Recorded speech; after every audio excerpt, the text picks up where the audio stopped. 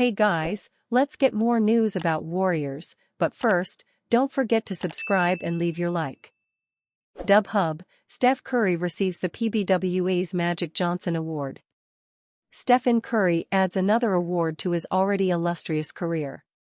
The Golden State Warriors superstar received the Pro Basketball Writers Association's Magic Johnson Award, an honor given to the NBA player who best combines excellence on the court with cooperation and professionalism when dealing with media members and fans. Curry is a two-time winner of the Magic Johnson Award after previously winning it in 2016. The honor comes just days after Curry's head coach Steve Kerr was awarded the Rudy Tomjanovich Award, the head coaching equivalent of what Curry received on Wednesday. "He came in here," Lacob said, "and he just absolutely destroyed everyone. What showed through was his competitiveness was so high.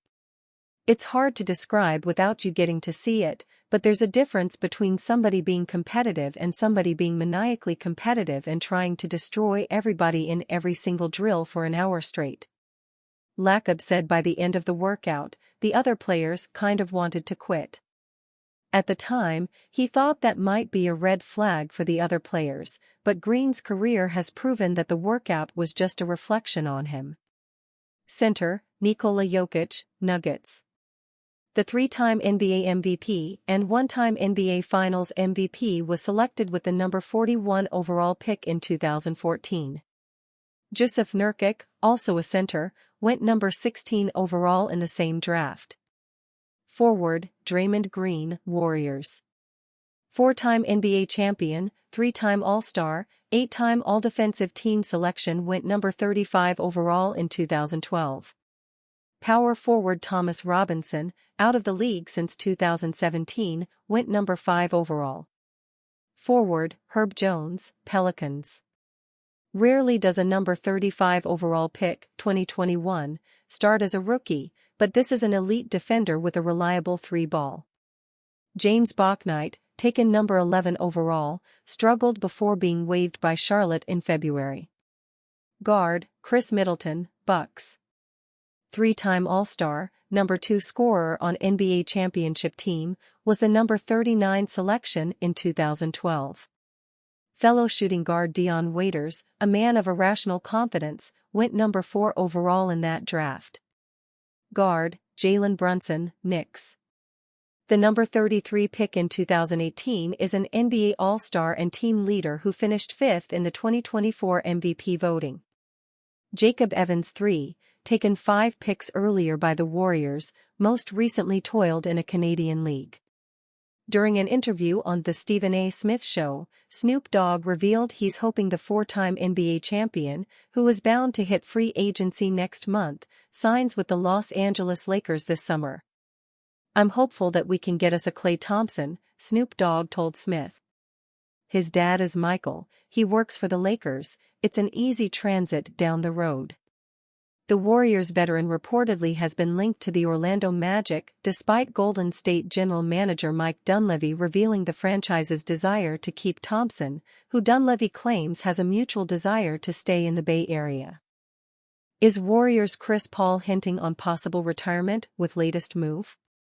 Golden State Warriors guard Chris Paul has been slowly declining the last few seasons, proving once again that Father Time is undefeated. Now, the all-time great appears to already be transitioning to the ESPN booth.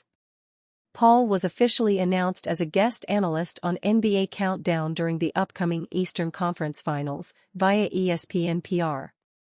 The 12-time All-Star will join on-air personalities Malika Andrews, Stephen A. Smith, Bob Myers, and Michael Wilbon.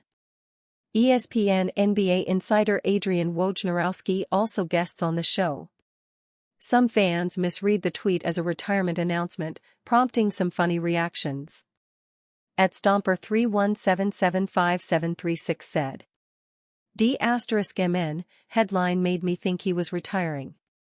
Unfortunate.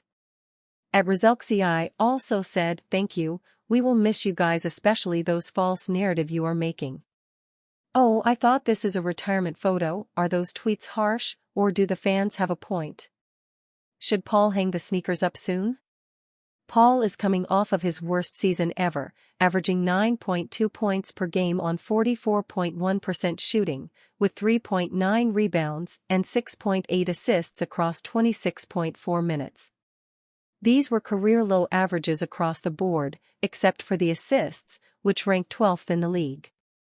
The 39-year-old also started just 18 games, 27 below his second-lowest total. Paul has nothing to be ashamed of, as most players don't even last 19 years in the NBA, let alone play significant minutes off the bench for a play-in team. However, it's hard not to wonder what the four-time All-NBA first-team honoree realistically has left to accomplish. Although he hasn't won a championship, it's unlikely to happen with these Warriors, who don't boast any standout talent besides aging superstar Steph Curry. Regardless, Paul insisted that he's coming back next season, via Anthony Slater of The Athletic. "I'll talk to my wife and my kids, my family, my support system, see what it looks like," Paul said. "But this isn't the end of my career. I know it for sure." Paul has another year on his contract, but all $30 million of it is non-guaranteed as of now. Golden State could cut him with no salary cap repercussions before it guarantees on June 28, or use him as a trade chip. Paul expounded on his current headspace after the Sacramento Kings eliminated the Warriors in the play-in tournament. "I haven't thought about it," Paul said. "I'm too in it. I was in the gym at 8 a.m. this morning, lifting and getting ready for this game. When it's time for that, Mike Dunleavy and Steve Kerr will have a conversation and see what it looks like. But I loved it. This is my 5th year living without my family. I probably saw them more than any other year. Now that it's been a few weeks, he's had more time to think about it. While it's most likely that he'll play out the last year of his deal, his foray into the TV studio could be a sign of things to come sooner rather than later. Warriors could trade for $114 million Stephen Curry replacement, NBA exec. While there was not much interest on the part of the Golden State Warriors to get involved in a trade for Dejounte Murray at the February trade deadline, that very well could change in the offseason as the Warriors reevaluate their situation and chart a path forward in the final years of Stephen Curry's star career. At that point, Golden State still had some hope that Chris Paul and some solid play from its young pieces would be enough to ignite a late run. To an extent that happened, the Warriors were 27-13 from January 30 on, and won 46 games. That was not quite enough in the competitive West, though, and the Dubs ultimately flamed out against the Kings in the play-in game. Now, the thought is that perhaps the Warriors do not need an overhaul this offseason. And one of the ways they could do that would be to upgrade at Paul's spot, which is where Murray could come in. Of all the guys they might be able to trade for, he is probably realistic because he does not make a ton of money and they could add him, put him in Chris Paul's spot, give up 2 first-round picks, and now you've gotten some defense in there, you've got another scorer in there, you have a guy who makes some sense, one Western Conference exec said. He's 6'5", he can guard 3 spots, he is an okay shooter and he won't break your bank. Indeed, not breaking the bank is of some concern to the Warriors this offseason, as the team hopes to remove itself from the increasingly punitive repeater tax. The hope of the team, as owner Joe Lacob told Tim Kawakami of The Athletic, is not just to rein in the tax, but to get under the threshold altogether. The Warriors have some pathways to that, letting Klay Thompson walk in free agency, moving on from Kevin Looney, trading Andrew Wiggins and/or Gary Payton too. Swapping Paul to the Hawks with 2 picks, they can trade their 2026 and 2028 picks, for Murray would save the Warriors some money and upgrade the roster. Or, they could send out Wiggins to the Hawks and simply not pick up Paul's contract for next season. The Warriors may be in more of a market for a wing. But Murray is big and averaged a career-high 22.5 points this season in Atlanta, making 45.9% of his shots and 36.3% of his three-point tries. He continues to show remarkable durability despite having undergone ACL surgery in his third NBA season. He played 78 games this year after having played 74 last season.